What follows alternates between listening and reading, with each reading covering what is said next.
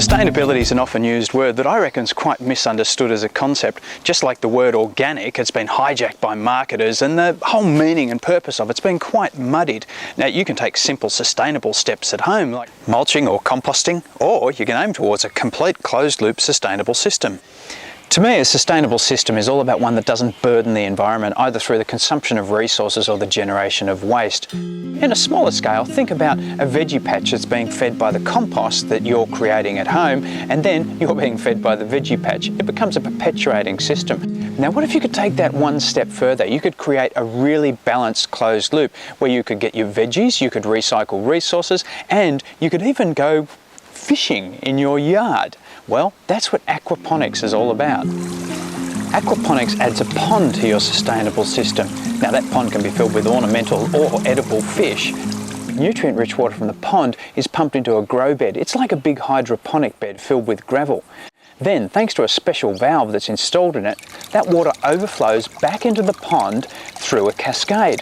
So you're creating a closed circuit of water that flows all the way through, providing nutrients for your veggies and clean water for your fish. And then, if you're using edible fish like barramundi or silver perch, you can actually harvest them out the other end. So you can be collecting your salad and your fish.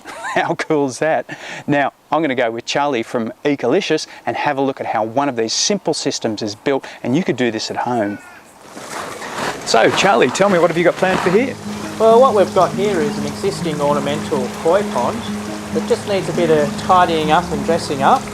And what we're going to do is incorporate an aquaponic grow bed, which grows some vegetables, and a small cascade up this end just to help aerate the water a bit more. Over here, we'll put in a little bench seat so they can enjoy their pond.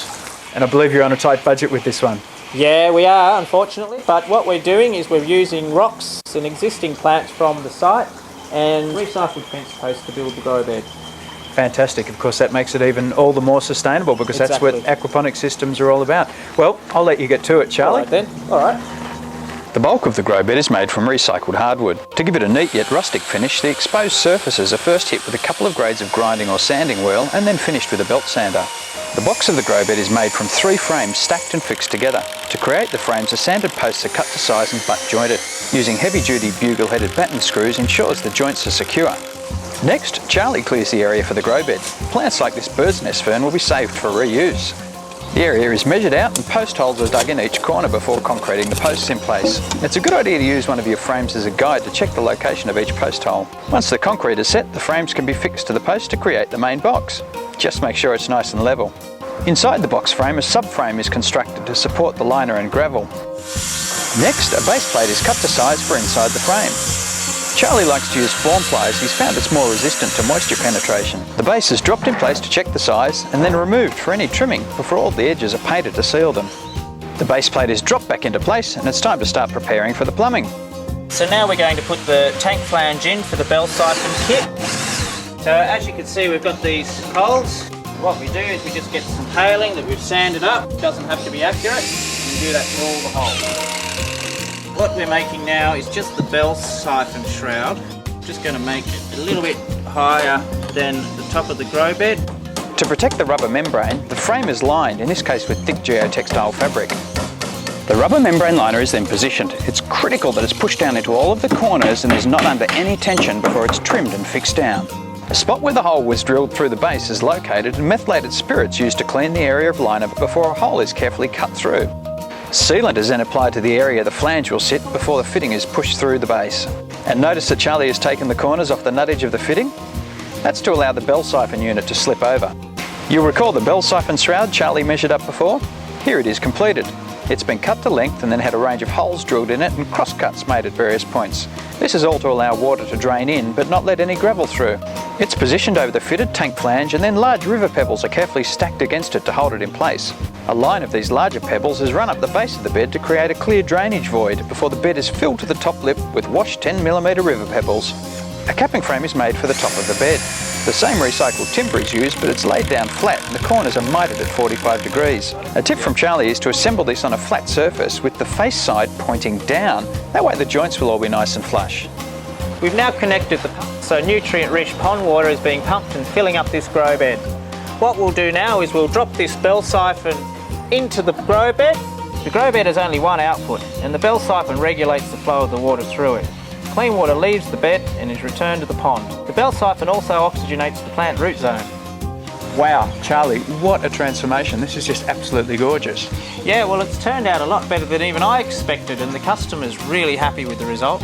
Now, I see you've put in reasonably advanced herbs into the grow bed. Yes, Adam, I've used advanced plants. All I do is gently wash the soil from the roots and plant it into the gravel, much like you would in a soil garden. I add a little bit of seaweed extract to help the plants settle in and to speed up the establishment of the beneficial bacteria in the grow bed. Now, this bed's a neat size, Charlie. It could fit just about anywhere. You can tailor the size of your grow bed to suit your space. However, there are some ratios that you do need to respect. You can even use an old bathtub as a grow bed. Oh, really? Yep. And if you don't have a pond, there's plenty of kit aquaponics systems available online. Well, now that it's all finished, it's a bit easier to understand how it all works. Yeah, well, it's really quite simple. The pond just pumps the water up into the grow bed. As the system matures, it's colonised by beneficial bacteria. They convert waste from the fish into usable nutrients for the plants. As this pond was already established, it had a good population of fish. If you're creating a pond-type system from scratch, just start with a few small goldfish. And it's worth noting that this type of natural or open pond aquaponics system operates slightly differently to the more controlled traditional multi-tank systems. Now, Charlie, you mentioned to me something about the fact that these gardens don't use a lot of water. That sounds like a contradiction. Yeah, well, actually, aquaponics only uses 10% of the water of a traditional garden, and what's more, you often get 4 times the growth rate. That's pretty cool. Yeah. Now, I'm starting to get the feeling that the bell siphon is the magic part of this system. Where do I get one from, Charlie? Well, you can make them, but it's a little complicated, so it's easier just to buy one from Murray in Queensland. Okay, he's easy to find on the web? Oh yeah, he's very easy. Well, Charlie from Ecolicious, thank you for letting me track along with this project. It just shows how smart and sensible a sustainable system can be and how beautiful they can be. Thank you, Adam. A lot of work's gone into this, and appreciate some of the design ideas you've thrown into the mix. No worries. Now, Charlie tells me that Australia's leading the world in backyard aquaponics. If aquaponics is something you want to try, there's a wealth of info on the web. Look out for local names like Murray Hallam's Practical Aquaponics in Queensland or Joel Malcolm's Backyard Aquaponics in WA.